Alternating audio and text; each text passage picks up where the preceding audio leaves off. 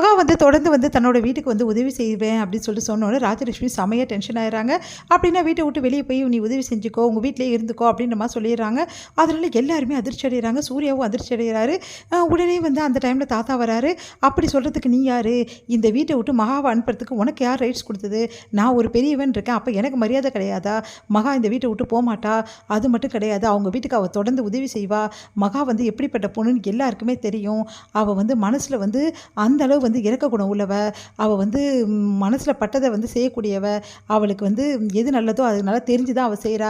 ஒரு பொண்ணு வந்து அவங்க வீட்டுக்கு வந்து அவங்க அம்மா வீட்டுக்கு உதவி செய்கிறது எந்த தப்புமே கிடையாது. அவள் இங்கே வீட்டிலேருந்து எந்த பொருளையும் எடுத்துன்னு போய் அங்கே கொடுக்கலையே, இந்த வீட்டிலேருந்து எந்த காசு எடுத்து அவர் அங்கே கொடுக்கலையே. அவள் வந்து கொடுத்ததெல்லாம் என்ன உழைப்பு மட்டும்தான் கொடுத்துருக்கா. அந்த உழைப்பை கூட ஒரு பொண்ணு வந்து ஒரு அப்பா அம்மாவுக்கு கொடுக்கக்கூடாதுன்னு சொல்கிறதுக்கு நீங்களாம் யார் அப்படின்னு சொல்லிட்டு கேட்குறாரு. அதெல்லாம் கேட்டு எல்லாருமே அது வந்து மாமா உங்களுக்கு தெரியுமா, அவள் வந்து பேட்டியில் அப்படின்ற மாதிரி சொல்கிறாங்க. உடனே வந்து இங்கே பாருங்கள், எல்லாத்தையும் பார்த்துட்டு தான் நான் வந்திருக்கேன். மகா செஞ்சதில் எந்த தப்புமே கிடையாது. இந்த வீட்டோட பெருமையை அவர் வந்து காப்பாற்றிருக்கா. அவள் வந்து தெருவில் ஒன்றும் விடல, புரியுதா? அவள் வந்து இப்படி பண்ணதால் நம்மளை தானே குறை சொல்லுவாங்க. யார் குறை சொல்கிறது? யாருமே குறை சொல்ல. எல்லாருமே வந்து பாராட்டி தான் நினைக்கிறாங்க. இந்த வீட்டை பற்றி பெருமையாக தான் யோசிக்கிறாங்க. அவள் பாராட்டி தான் பேசியிருக்கா, அந்த வீட்டை விட்டு கொடுக்காம பேசியிருக்கா. ஆனால் அவள் என்ன சொல்லியிருக்கா பேட்டியில், இந்த மாதிரி எனக்கு உறுதுணையாக இருக்காங்க, எனக்கு சுதந்திரத்தை கொடுத்துருக்காங்க எங்கள் வீட்டில், மாமியார் வீட்டில் அப்படின்ற மாதிரி சொல்லியிருக்கா. ஆனால் நீங்கள் எல்லோரும் சுதந்திரத்தை கொடுத்தீங்களா? அவருக்கு உறுதுணையாக இருந்திருக்கீங்களா? எதுவுமே செய்யலையே. ஆனால் இருந்தாலும் நீங்களாம் அப்படி இருக்கீங்கன்னு அவள் சொல்லியிருக்கா. ஆனால் அதுக்காகவாவது அவளை விட்டீங்களா நீங்கள்? அப்படி சொல்லி கூட அவளை வந்து இந்த மாதிரி பேசிகிட்டு இருக்கீங்க. இங்கே பாருங்கள், அவள் தொடர்ந்து வந்து அவங்க அம்மா அப்பாவுக்கு உதவி செய்வா. அவள் அங்கே போய் வேலை செய்வா.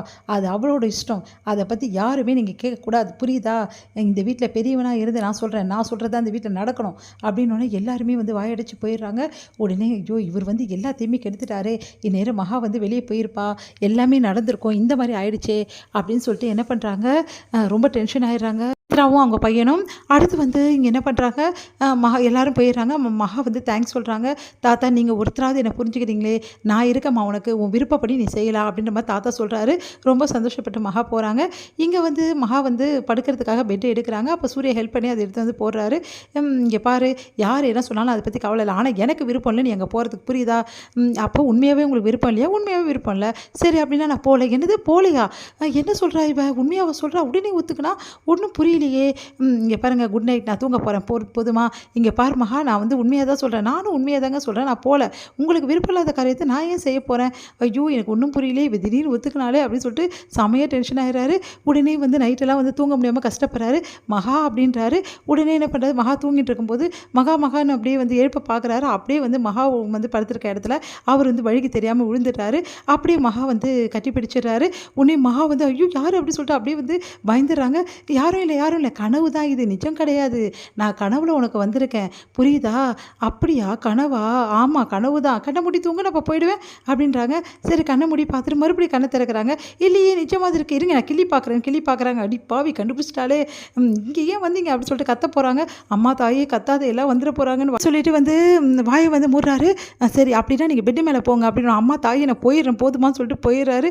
அடி பாவி இப்படி பண்ணுறாளே அப்படின்னு சொல்லிட்டு யோசிக்கிறாரு. இது முடியுது.